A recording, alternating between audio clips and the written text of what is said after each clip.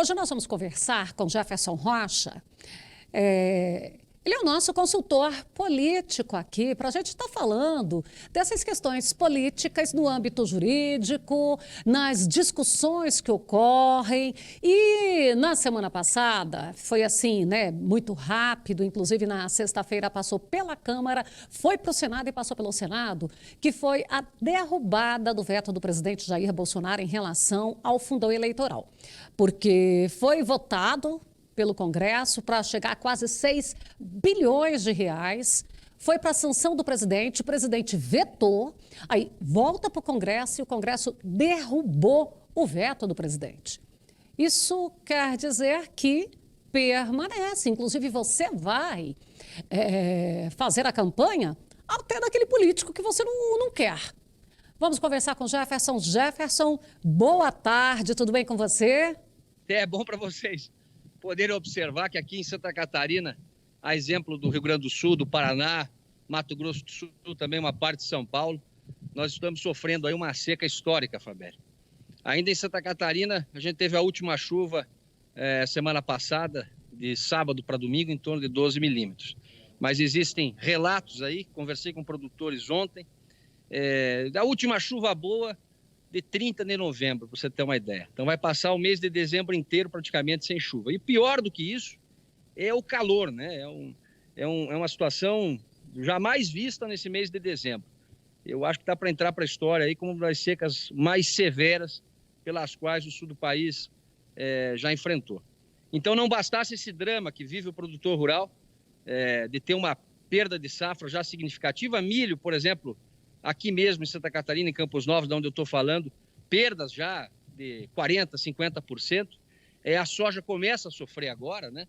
Porque numa condição dessa de crescimento vegetativo, ela aguenta um pouco mais, mas já vai perder potencial produtivo e nós vamos enfrentar, sim, uma crise de produção aqui no sul do país. Então, não bastasse esse drama, nós verificamos nessa semana essa derrubada do veto, que, na minha opinião, é a institucionalização da corrupção no Brasil.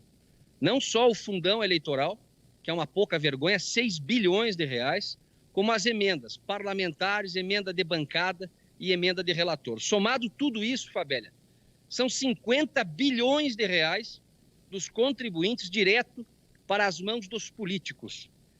Eu vejo isso de uma forma muito grave, é uma síntese, na verdade, é um tapa na cara de quem trabalha, de quem produz, de quem está de sol a sol produzindo alimento, gerando riqueza para esta corja de políticos gastar. Né? Isso é uma vergonha, uma desfaçatez. E o pior, Fabélia, foi um veto derrubado com o apoio do partido do presidente da República. O PL foi o grande responsável, inclusive com orientação do líder do governo na Câmara Federal, o ex-ministro do PT, ex-ministro da Saúde, que agora é líder do governo, é tão curioso isso. Então o PL, que deveria dar o exemplo, né, seguir mantendo o veto do presidente da República, o qual o partido acolheu recentemente, não. Vota e pede para votar contra, pede para votar pela derrubada do veto. Então essas coisas que a gente não consegue admitir, Fabélia. E fica aí a nossa revolta, a nossa indignação, ela tem que se materializar. Nós não podemos aceitar que esse dinheiro vá para as mãos dos políticos. Ora, eles aprovaram uma PEC recentemente para abrir espaço no orçamento para os R$400, não é mesmo? Então, se não tinha dinheiro para dar os R$400, como é que tem dinheiro para dar para político?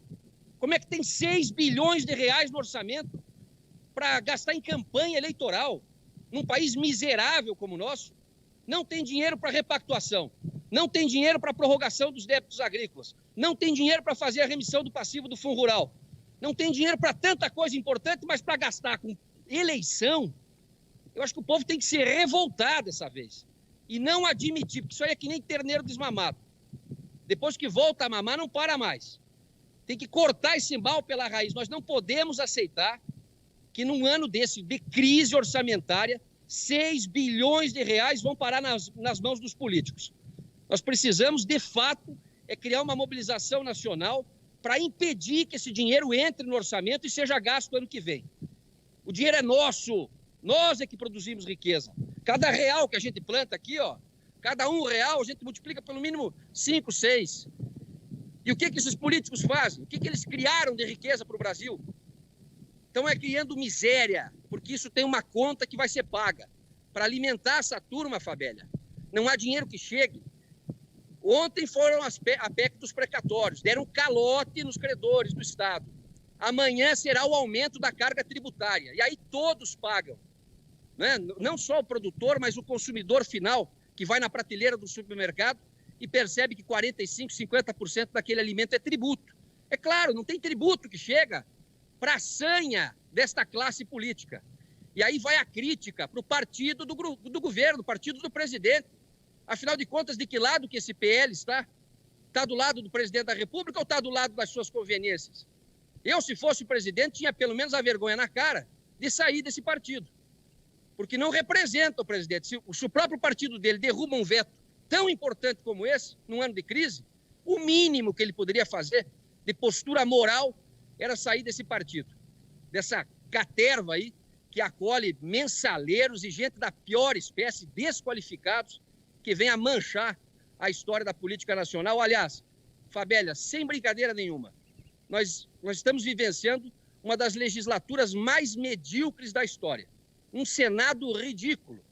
Uma Câmara Federal que tem muito deputado federal de Instagram, de Facebook, de fazer vídeo, mas chega na hora de um projeto como esse tão importante, a gente não vê uma manifestação, não vê uma defesa com coragem. Claro, tem as suas exceções.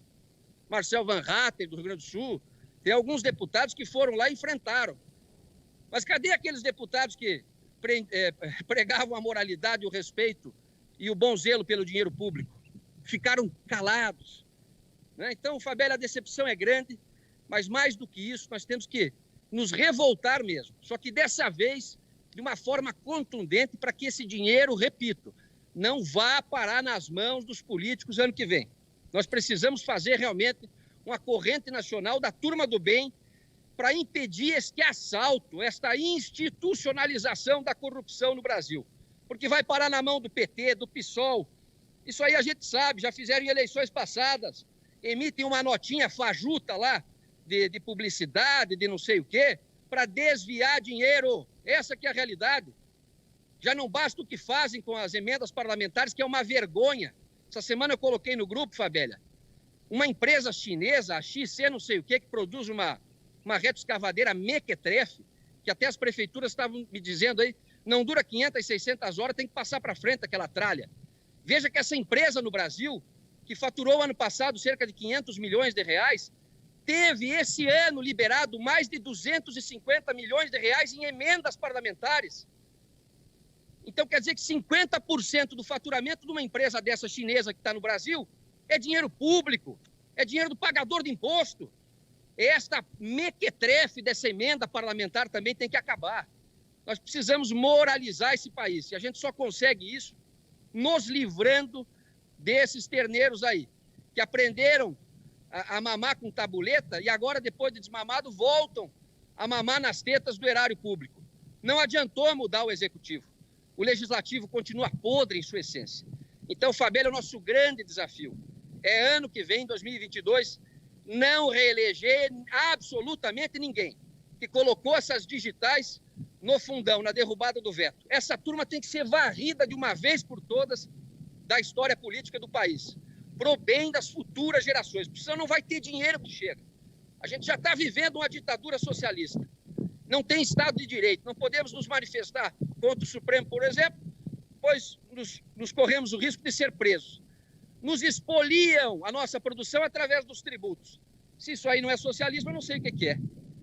Então, Fabélia, fica aqui a minha crítica, né, do alto dessa Campos Novos querida aqui, que é o meu celeiro catarinense, infelizmente passando por um momento grave de crise hídrica, mas se Deus quiser, há de prover, nos mande chuva e nos livre desses políticos aí que estão acabando com a nação brasileira. Jefferson, aqui ainda para a gente falar um pouquinho, esses 50 bilhões que você tá falando aí, que se gasta com esses políticos, não estão inclusos os salários deles, né? Não está incluso. Isso aí é o de menos, Fabélia. Você veja, tu imagina um deputado federal, Fabíola, até o final do ano receber 60 milhões de reais. Ah, mas é para gastar em emenda parlamentar, é um dinheiro que volta para o município, aquele papo furado, né? E é engraçado que a gente vê pouco, se divulga muito pouco. Quem que faz essas licitações? Por que venceu a empresinha chinesa lá, dessa retroescavadeira mequetrefe aí, da Xing Ling aí, que não presta para nada, não tem peça de reposição, compra uma porcaria dessa, quando é 6, 7 meses tem que fazer leilão, como as prefeituras fazem aí, porque não vale nada o equipamento. Legislador, Fabélia, não pode ser ordenador de despesa, isso é óbvio, é claro. Como é que um deputado federal aqui de Santa Catarina vai ser ordenador de despesa? Vai dizer que tem que aplicar com uma retroescavadeira, com um trator ou com um aparelho de raio-x no hospital? Quem faz isso é o executivo. Então se desvirtuou isso no nosso país, onde o legislador virou ordenador de despesa. Primeiro que não tem competência, quando gasta, gasta mal. Segundo, a corrupção campeia lá em Brasília, todo mundo sabe. Aí tu imagina essas licitações serem concentradas lá na Câmara dos Deputados. Meu Deus do céu, gente. Nós temos que nos livrar da tal da emenda parlamentar, da emenda de bancada, da emenda de relator e desse fundão que é uma vergonha. Nós jamais poderíamos ter deixado isso passar. E agora que passou, volto a dizer, essa terneirada desmamada está voltando a mamar e vai secar a barrosa. Nós vamos morrer à míngua. Não vai ter tributo que chegue para tanta gastança. E aí fica mais...